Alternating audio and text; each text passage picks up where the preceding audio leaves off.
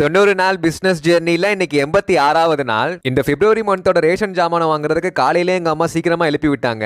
சரி வந்ததான் வந்துட்டோம், அப்படியே இந்த வீக்கோட பர்ச்சேஸை முடிச்சிடலான்னு மார்க்கெட் வந்துட்டு வெங்காயம் தக்காளி எல்லாம் வாங்கிட்டு இந்த கோழி ரொம்ப நேரமா மண்ணில் உட்காந்துட்டு ஏதோ பண்ணிட்டு இருந்துச்சு. நானும் முட்டை தான் போட போதுன்னு கேமராலாம் ஆன் பண்ணதுக்கு அப்புறம் தான் ரியலைஸ் ஆச்சு அது சேவல்னு.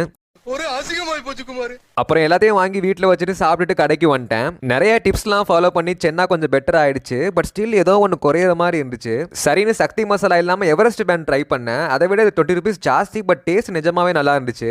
சென்னா பெர்ஃபெக்ட் ஆயிடுச்சு. அடுத்து தோசை தான் யோசிக்கும் போது மார்ச்ல இருந்து ஃபாஸ்டிங் ஸ்டார்ட் ஆகுது. அதனால என்ன பிரச்சனைனா எங்க ஏரியாவில் 70% முஸ்லீம் பாப்புலேஷன் தான். 6:30க்கு ஃபாஸ்டிங் பிரேக் பண்றப்போ நல்லா சாப்பிட்டுருவாங்க. அதனால திரும்ப டின்னர் சாப்பிடணுன்ற தேவை இருக்காது.